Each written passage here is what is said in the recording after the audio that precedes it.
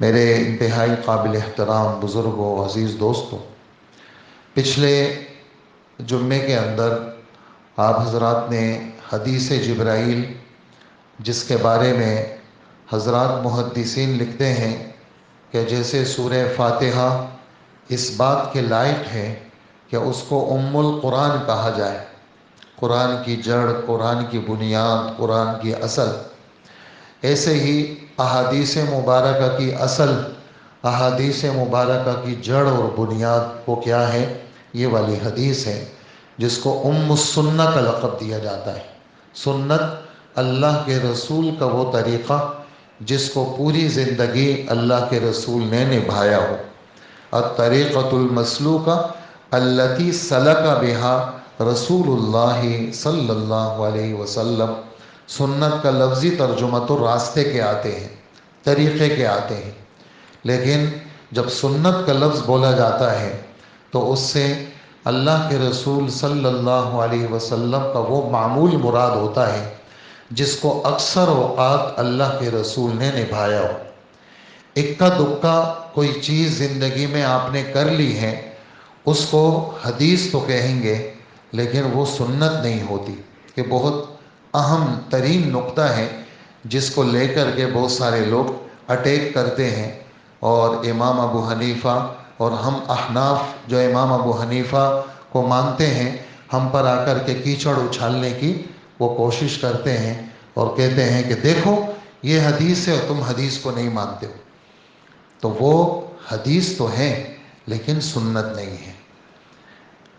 شریعت کے اندر یہ تین قسمیں بنتی ہیں، سنت ہو، حدیث نہ ہو، حدیث بھی ہو، سنت بھی ہو، صرف حدیث ہو اور سنت نہ ہو۔ یہ تینوں قسمیں ہیں، تینوں کی اپنی مثالیں ہیں، تینوں کا ایک لمبا طویل موضوع ہے، لیکن بات آ گئی ہے تو ایک مثال ضرور دوں گا تاکہ آپ پر کوئی کیچڑ اچالے تو آپ اس کو جواب دینے کے پوزیشن میں ہوں، اور آپ کہیں ہمارے پاس یہ دلیل موجود ہے، یہ چیز جو آپ ہمارے خلاف پیش کر رہے ہیں یہ حدیث ہے لیکن یہ سنت نہیں ہے۔ مثال کیا ہے؟ مثال آپ سے کوئی سوال کرتا ہے کہ بھئی بخاری شریف میں حدیث ہے کہ اللہ کے رسول صلی اللہ علیہ وآلہ وسلم نے کھڑے ہو کے پیشاب کیا ہے۔ دیکھو حضور نے کھڑے ہو کے پیشاب کیا اور تم لوگ کہتے ہو کھڑے ہو کے پیشاب مت کرو۔ تو دیکھیں یہ جو کھڑے ہو کر پیشاب اللہ کے رسول نے کیا ہے یہ اللہ کے رسول کی پوری زندگی کا معمول تھا۔ ایک سوال ہے یہ۔ حضرت عائشہ رضی اللہ عنہا فرماتی ہیں کہ من یقول لکم ان رسول اللہ صلی اللہ علیہ وسلم بال قائما فلا تصدقوه، جو آدمی تمہارے سامنے یہ جملہ کہے کہ اللہ کے رسول نے کھڑے ہو کے پیشاب کیا ہے، فرمایا کہ کبھی بھی اس کی تصدیق مت کرنا۔ ما بال الا قاعدا وما بال قائما قط، اللہ کے رسول نے جب بھی پیشاب کیا ہے بیٹھ کے کیا ہے، اور کبھی اللہ کے رسول نے کھڑے ہو کے نہیں کیا۔ لیکن وہ جو حدیث ہے بخاری شریف کی، ہم اس کا انکار تو نہیں کر سکتے۔ باہر کے صحابہ نقل کر رہے ہیں، ہاں وہ حدیث تو ہیں لیکن سنت نہیں ہے۔ وہ کیسے؟ کوڑا کرکٹ تھا، بیٹھنے کی جگہ نہیں تھی، پیشاب کا تقاضا ہوا تو اللہ کے رسول نے کوڑے کرکٹ میں بیٹھنے کے بجائے کہ کپڑے گندے ہو، اس عذر مکانی کی وجہ سے اللہ کے رسول نے ایک دفعہ کھڑے ہو کے پیشاب کیا۔ تو جو کام کسی ایک دفعہ کسی عذر کی وجہ سے ہو جائے، ہم بھی اگر کوئی عذر، کوئی مشکل میں ایسے پھنس گئے کہ بیٹھنے کی جگہ ہی نہ ہو، کبھی کبھار وہ کموڈ اتنے گندے ہوتے ہیں ایئرپورٹوں میں، اسٹیشنوں میں، مختلف ہوٹلوں میں کہ آدمی بیٹھ ہی نہیں سکتا اور پیشاب لگا ہوا ہے، تو کیا کرے گا آدمی؟ تو ایسا عذر کہ میں بیٹھوں گا تو میرا سارا کپڑے سب چیزیں میری گندی ہو رہی ہیں تو میں کیا کروں؟ تو ایسے عذر کی وجہ سے اللہ کے رسول کی زندگی کے بعض ایسے کام وہ اللہ نے ہمارے نبی سے کروائے تاکہ امت کے لیے ایسے موقع پہ رہنمائی ہو کہ کرے تو کیا کرے؟ کہ شلوار میں پیشاب کرے آدمی؟ نہیں، ایسی جگہ میں کھڑے ہو کے پیشاب کرنے کی گنجائش ہے، کیونکہ اللہ کے رسول سے ایسے موقع پہ ثابت ہے۔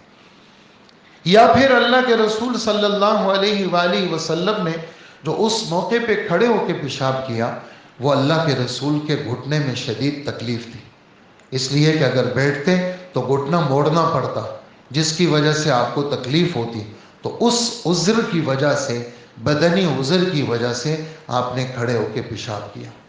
تو میں کیا بتانا چاہ رہا ہوں کہ یہ حدیث تو ہے لیکن یہ سنت نہیں ہے۔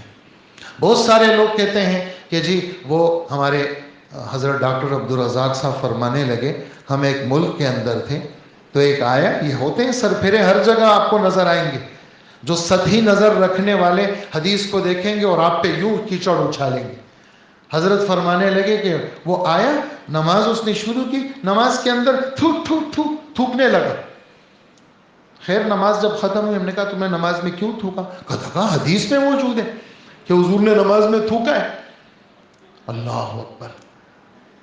تو کیا یہ اللہ کے رسول سے یہ چیز اگر ثابت ہو گئی تو کیا یہ ہمیشہ کے لیے سنت بن گئی؟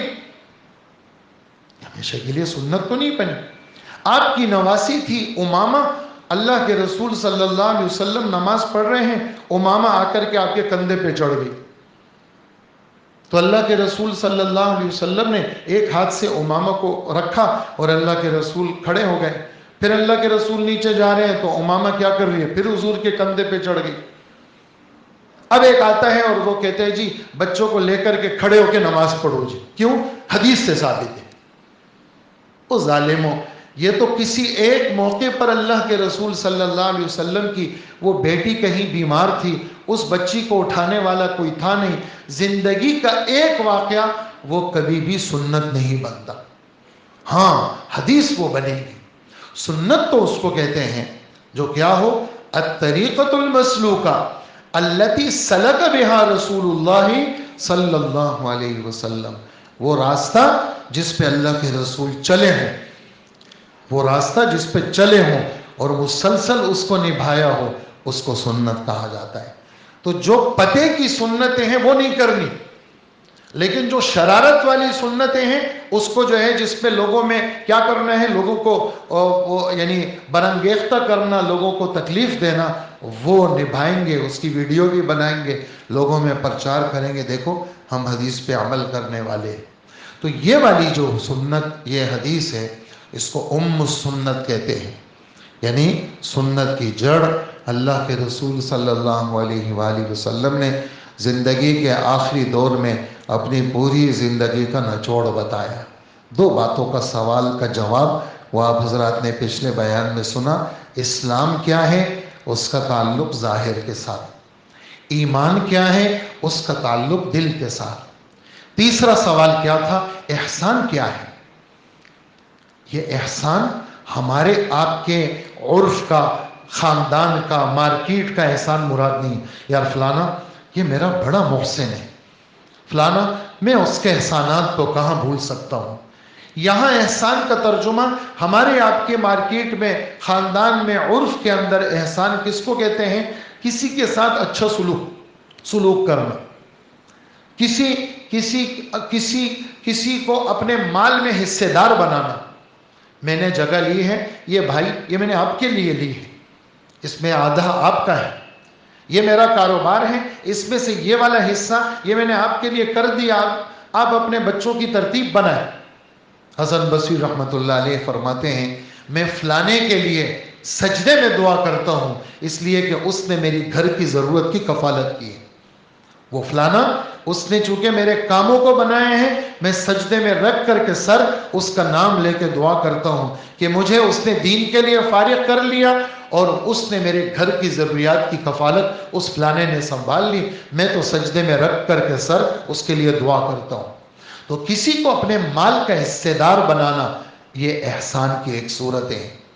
بیٹی دے دی آپ نے، اس کا گھر آباد ہو جائے، کاروبار کی ترتیب بنا دی، بہن کی وفات ہو گئی، میرا بھانجا چھوٹا سا رہ گیا، میں اپنے بھانجوں کی ترتیب، میرے بہنوئی کی وفات ہو گئی، میں اپنے بھانجوں کی کفالت کروں، بھتیجوں کی کفالت کروں۔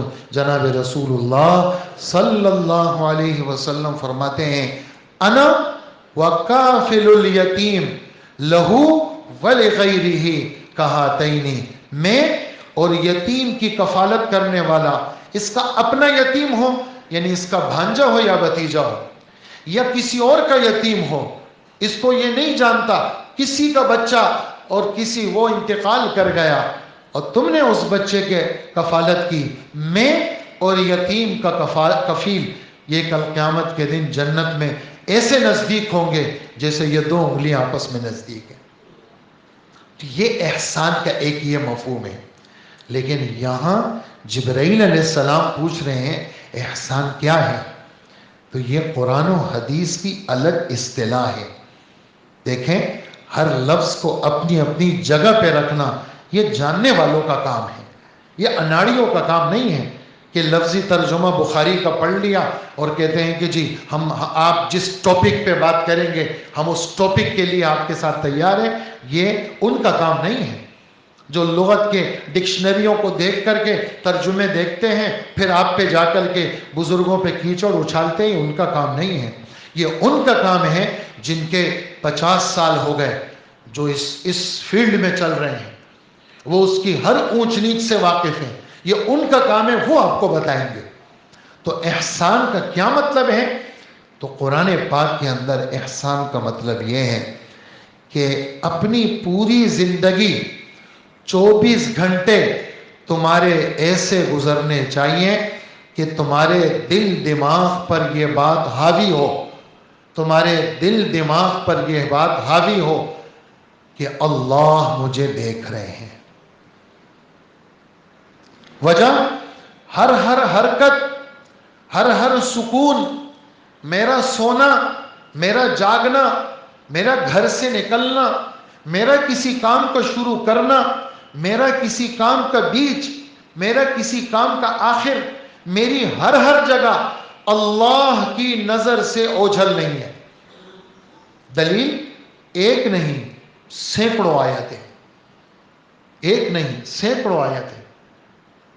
19واں پارہ ہماری صبح درس ہوتا ہے فجر میں، اس میں 19واں پارہ ہمارے سورہ شعراء کا آخری صفحہ، اللہ جل جلالہ فرماتے ہیں انہ یراک حین تقوم وتوکل علی العزیز الرحیم۔ گھبرائیے مت لوگوں سے، کڑوی نظروں سے دیکھنے والے بھی بہت، پیٹھ پیچھے تبصرے والے بھی بہت، اپنے اور پرائے تیرے خلاف تبصرے کریں گے۔ گھبرائیے گا مت، اس اللہ پہ بھروسہ رکھیے جو صاحب اقتدار ہے۔ حضرت مولانا تقی عثمانی صاحب اس کا ترجمہ کرتے ہیں، عزیز اس اللہ پہ بھروسہ کیجئے جو زبردست ہے۔ شاہ عبد القادر صاحب کا ترجمہ، اس اللہ پہ بھروسہ کیجئے جو غالب ہے۔ حضرت تھانوی کا ترجمہ، وہ زبردست ہے، وہ اونچے ہیں، وہ مضبوط ہیں، اس پہ بھروسہ کیجئے۔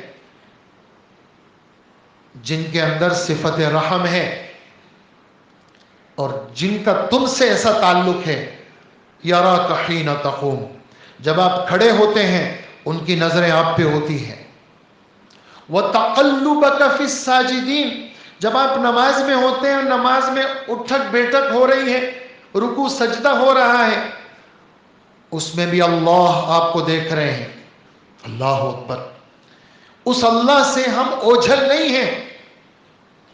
الا ان للہ ما فی السماوات والارض، سن لیجئے ہوش کے کانوں سے، آسمان اور زمین میں جو کچھ ہے وہ صرف اللہ کا ہے، کسی کا نہیں ہے، بلا شرکت غیر، سب کچھ اللہ کا۔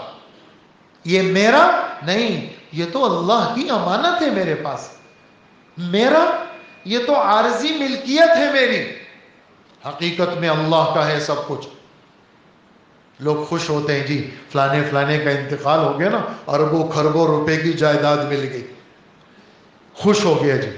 تو تم سے بھی یہی رہ جائے گی، جو تیرا بعد میں ہوگا نا وہ کہے گا یار بڑی جائیداد مل گئی، لیکن اس سے بھی رہ جائے گی، اور اخیر میں کہاں جائے گی؟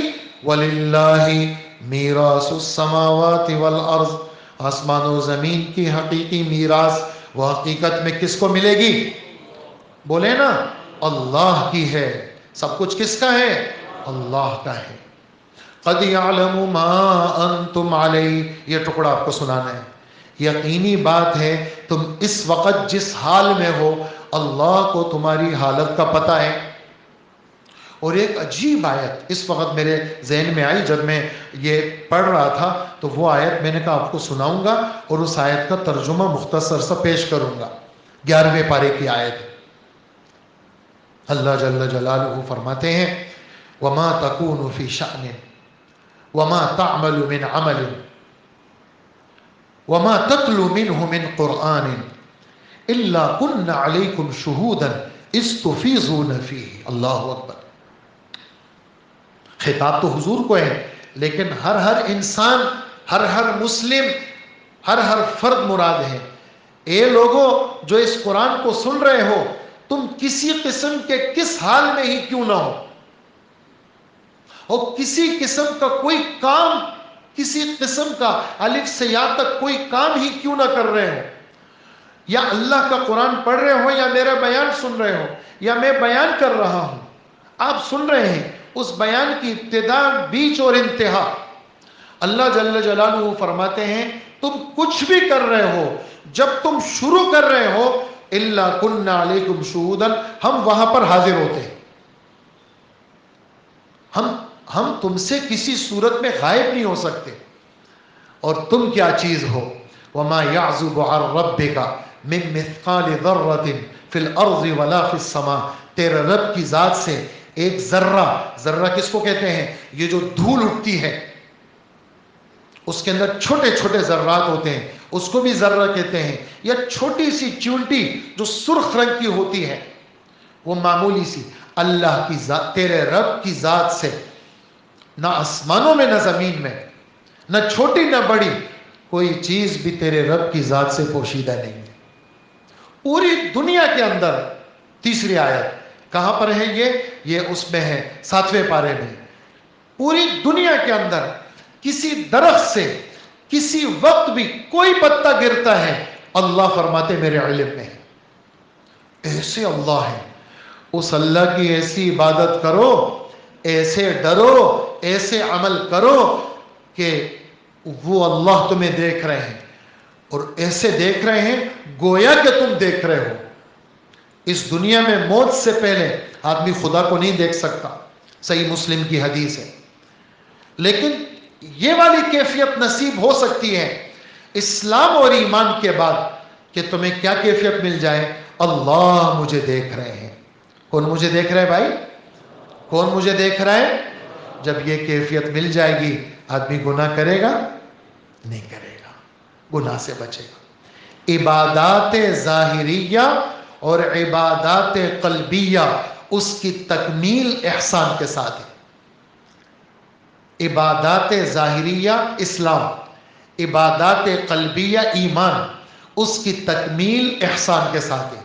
اور احسان یہ ہمارا اردو والا احسان نہیں، وہ میں مثال دے چکا ہوں، یہ قرآن و حدیث والا احسان ہے، اور ہمارے رب نے اس کو ذکر کیا ہے کیا؟ بلا من اسلم وجہہ للہ وہو محسن، کیوں نہیں جس شخص نے اپنے آپ کو اللہ کے سپرد کر لیا، وہو محسن، اور اس کی کیفیت یہ ہو کہ اللہ مجھے دیکھ رہے ہیں، بس اس کو تو اس کا ثواب پورا پورا ملے گا۔ وَمَنْ أَحْسَنُ دِينًا مِمَّنْ أَسْلَمَ وَجْهَهُ لِلَّهِ، اس سے بہتر دین کس کا ہو سکتا ہے جو اپنے آپ کو سپرد کر لے۔ اسلام مانے حوالے کرنا، اپنے آپ کو سپرد کرنا۔ ہم تو بک چکے ہیں، ہاں ہمارا خریدار اللہ ہے، اور کس بدلے میں بک چکے ہیں؟ جنت کے بدلے بک چکے، قیمت انہوں نے لگا لی، ہمیں خرید چکے ہیں وہ، ہم جنت کے بدلے میں بک چکے ہیں۔ ہم جنت، ان اللہ اشتری من المؤمنین، ایمان والوں کو اللہ نے خرید لیا ہے، ہم بکے ہوئے ہیں، اپنے رب کے ہاتھوں بکے ہیں، اور بدلہ کا کیا ہے؟ ہمارا جنت بدلہ ہے۔ کہاں ہے یہ 11ویں پارے میں ہے، ہم بکے ہوئے ہیں۔ تو احسان والی صفت وہ اللہ ہم سب کو نصیب کرے۔ پھر سوال کرتے ہیں وہ جو بندے آئے، حضرت جی قیامت کب آئے گی؟ آئے گی تو صحیح، یہ تو ہمارا یقین ہے، یہ تو قرآن پاک کی آیت ہے، اور قیامت کیا ہے؟ تخریب اعظم کا نام ہے. بڑی ویرانگی آئے گی قیامت کے بعد، یہ آسمان پھٹیں گے اور سمندر کے اندر آگ لگے گی. وَإِذَا الْبِحَارُ سُجِّرَتْ، سورج کا بے نور ہو جائے گا، چاند وہ بھی بے نور، اور ستارے بکھر جائیں گے، ٹکڑے ٹکڑے ہو جائیں گے. وَجُمِعَ الشَّمْسُ وَالْقَمَرُ، ساری انسانیت مر جائے گی. اللہ کے رسول ایک دن نقشہ کھینچ رہے ہیں، فرمائے تمہیں پتا ہے کیف انعم وصاحب السور قد التقمہ، تم کہتے ہو ہنسا کرو، میں کیسے خوش باش رہوں. اسرافیل علیہ السلام نے سور منہ میں رکھا ہوا ہے، اصغى سمعہ، کان اللہ کے حکم کی طرف لگائے ہوئے ہیں، وحنا جبہتہ، اور اللہ کے سامنے پیشانی ٹیکی ہوئی ہے کہ کب حکم ملے. اور جب حکم ملے گا آواز آہستہ ہوگی، پھر بڑھتے بڑھتے بڑھتے تیز کڑکدار ہو جائے گی، جس سے دل دماغ پھٹ جائیں گے، معطل ہو جائیں گے. ہمارے نبی نقشہ کھینچتے ہیں اصغى لیتن ورفع لیتن، یہ گردن جب آدمی مرتا ہے تو آدمی کی گردن لڑک جاتی ہے، یا یوں ہو جاتی ہے یا یوں ہو جاتی ہے. جب مر جاتا ہے، جب یہ دل کام چھوڑ دیتا ہے تو آدمی یوں ختم ہو جاتا ہے. کہا کہ اس طرح لوگ سب مر جائیں گے. اس کے بعد پھر دوبارہ سور پھونکا جائے گا، پھر لوگ زندہ ہوں گے. اور جب لوگ زندہ ہوں گے، اور کیسے زندہ ہوں گے وہ ہمارے رب کا کام ہے. اللہ پاک فرماتے ہیں فَإِذَا هُمْ قِيَامٌ يَنظُرُونَ، سب کھڑے ہو جائیں گے اور دیکھ رہے ہوں گے. جیسے بچہ ماں کے پیٹ میں ہوتا ہے، کچھ پتہ نہیں کیا ہونے والا ہے، جیسے پیدا ہو جاتا ہے آنکھیں کھول لیتا ہے، میں کہاں آ گیا. ایسی آدمی کھل جائے گا، اٹھ جائے گا. تو جبرائیل علیہ السلام بعد میں آپ کو پتہ چلے گا، یہ شخص پوچھ رہے ہیں کہ قیامت کب آئے گی. آپ نے فرمایا قیامت تک جتنے بھی سوال کرنے والا ہو کوئی، اور جس سے بھی سوال کیا جائے، اس کا علم سوال کرنے والا اور جس سے پوچھا جائے دونوں کا علم برابر ہے. قیامت کی پکی تاریخ اللہ کے سوا کسی کو پتہ نہیں، اور 5 باتیں تو اللہ کے سوا کسی کو پتہ نہیں. سورہ لقمان 21واں پارہ، اس کی آخری آیت. اس وقت بھی لوگ شک شبے میں ہیں، اس لیے یہ بات میں سنا رہا ہوں آپ کو.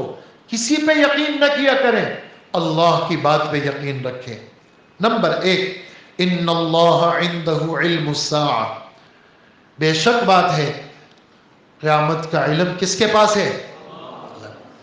وَيُنَزِّلُ الْغَيْثَ، بارش کب ہوگی، کہاں ہوگی، کتنی ہوگی، کتنی نہیں ہوگی، یہ صرف اللہ کو پتہ ہے کہ 13 سے 17 جون تک بس سیلاب آنے والا ہے بس، اور جمعرات کی صبح اتنی بارش ہوگی کہ بس تم سارے جو ہے وہ سارا نظام معطل ہو جائے گا.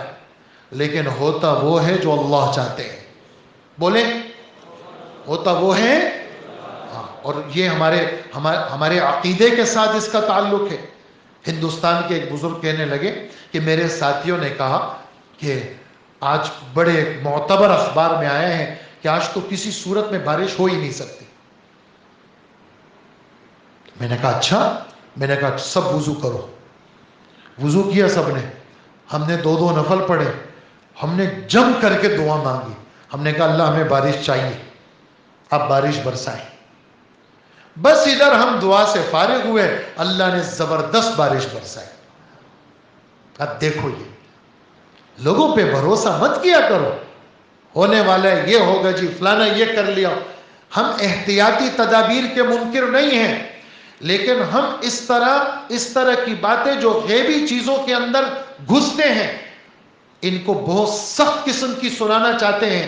جو اپنے بیانات اور اعلانات میں یہ جملہ کہتے ہیں کہ ہم نے فلانے کو تیار کر لیا ہے کہ وہ آسمانی آفتوں سے نمٹے. یہ جملہ کہنے کا ہے. آپ سے کہہ رہا ہوں آسمانی آفتوں سے کوئی نمٹ سکتا ہے؟ کوئی نہیں نمٹ سکتا. ہم نہیں نمٹ سکتے. یہ کیوں نہیں کہتے ہو کہ اللہ سے درخواست کرو اللہ خیر فرما. کوئی سنا آپ نے کبھی خبروں میں کسی نے کہا یہ کہ خدا سے مانگو؟ استغفار کی کثرت رکھو. تمہارے نبی نے ایسے موقع پر یہ دعا مانگی, سنا آپ نے؟ نہیں سنا. وجہ غیروں کا قبضہ ہے ہماری میڈیا پر, جو خدا کے نام لینے سے وہ غیر منع کرتے ہیں. اگر تم نے خدا کا نام لیا نا تو تمہارے یہ سارا چینل ہم بند کر دیں گے. تم اسی طرح غیروں کے تذکرے کرو, تب تمہاری دکان چلے گی. اور ہم اس طرح کی دکانداری کو لات مارتے ہیں اور ان کو منہ توڑ جواب دیتے ہیں کہ کائنات کے اندر وہ ہوتا ہے جو اللہ چاہتے ہیں, وہ نہیں ہوتا جو لوگ چاہتے ہیں. یہ اللہ پاک فرما رہے ہیں وَيُنَزِّلُ الْغَيْثَ وَيَعْلَمُ مَا فِي الْأَرْحَامِ. تیسری بات, ماں کے پیٹ کے اندر لڑکا یا لڑکی وہ تو بتا دیں گے آپ کو ٹی وی میں دیکھ کے, لیکن یہ بڑے ہو کے نیک بخت ہوگا یا بدبخت ہوگا یہ کس کو پتا ہے؟ کس کو پتا ہے؟ نہیں کہہ رہے بہت سارے بھائی, چپ, منہ بند ہے, باہر بھی منہ بند, یہاں بھی منہ بند. ماں کے پیٹ میں جو لڑکا یا لڑکی ہے وہ بڑے ہو کے نیک بخت یا بدبخت ہوگا یہ کون جانتا ہے؟ یہ اللہ جانتے ہیں, اللہ کے سوا کوئی نہیں جانتا. اللہ کا نام لیں, جہاں کہیں پھنس جائے نا آپ فوراً کہیں اللہ نکالیں گے. ہاں صحابہ کرام پھنس گئے ایک جگہ, ہمارے رب نے ان کی تعریف کی. کسی نے کہا کافر آ گئے, بس ابھی تم لوگوں کا علاج کرتے ہیں. ایک دم صحابہ کے زبان سے نکلا, وہ اللہ کو اتنا اچھا لگا کہ اللہ نے چوتھے پارے میں ذکر کیا. ایک دم صحابہ نے کہا, کیا کہا؟ حسبنا اللہ ونعم الوکیل. ہمارے لیے کون کافی ہے اور کام بنانے والا بہترین کون ہے؟ ہاں بس یہ جملے بچوں کو سکھائیں, بچے بھی کہیں بڑے بھی کہیں. نہ گھبرایا کرے کسی سے, کسی قسم کا کٹھن مرحلہ آئے بس تازہ وضو اور 2 نفل یہ اپنی زندگی کا معمول بنائے. قسم خدا کی وہ پہاڑ بھی ہوگا اللہ اس کو بھی ریزہ ریزہ کر دیں گے. آپ دیکھیں تو صحیح, یہ باتیں نہیں ہیں, ان کے پیچھے حقائق ہیں. وَيَعْلَمُ مَا فِي الْأَرْحَامِ. 3 باتیں ہو گئیں. آگے وَمَا تَدْرِي نَفْسٌ مَاذَا تَكْسِبُ غَدًا. کسی کو پتہ نہیں ہے کل کیا ہونے والا ہے, ابھی تھوڑی دیر کے بعد کیا ہونے والا ہے یہ اللہ کو پتہ ہے. یہ ہو جائے گا جی, وہ ہو جائے گا, پھر یہ ہو جائے گا, 600 کلومیٹر کے اس سے رفتار سے آ رہا ہے جی, اور بس فلانی جگہ. آپ ذرا یہ بتائیں یہ اگر کراچی کو ٹکرائے گا تو کیا ہوگا؟ دفع کریں ان باتوں کو. آدمی کا دل بٹھانے والی باتیں کرتے ہیں. کراچی سے ٹکرائے گا, آرام سے کراچی سے ویسے ہی ٹکرائے گا. یہ اتنے خدا کے نام لینے والے جو کراچی میں خدا کے نام پہ خرچ کرنے والے ہیں یہ ویسے ہی خرچ کرتے ہیں, یہ ویسے ہی اللہ کا کلام پڑھتے ہیں. صبح فجر سے لے کر رات عشاء تک قال اللہ قال الرسول سے ہمارے ادارے آباد ہیں, ویسے ہی کراچی کو ٹکرائے گا. ایسے ویسے نہیں ٹکرائے گا, کچھ بھی نہیں ہوگا. ہاں ہمیں یہ باتیں جب اس طرح کی چیزیں کانوں میں پڑ جائے فوراً توبہ کی طرف رجوع.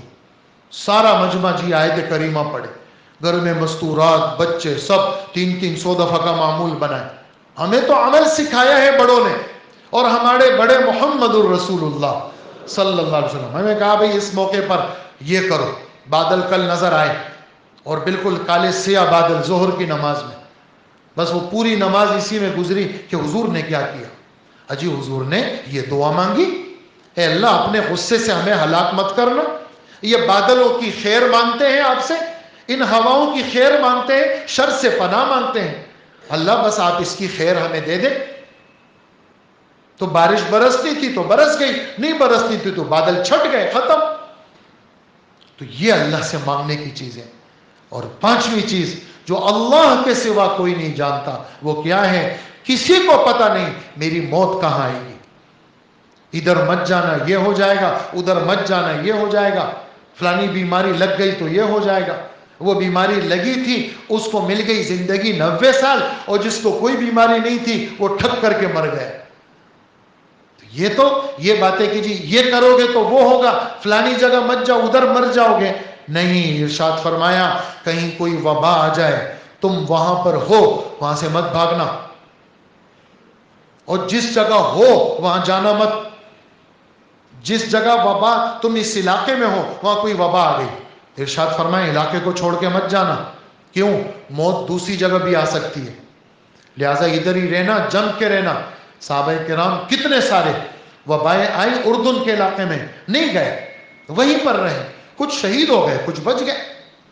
یہ کیا کہ انسان کی موت جہاں لکھی ہے وہاں سے وہ ادھر ادھر نہیں ہو سکتا ہے۔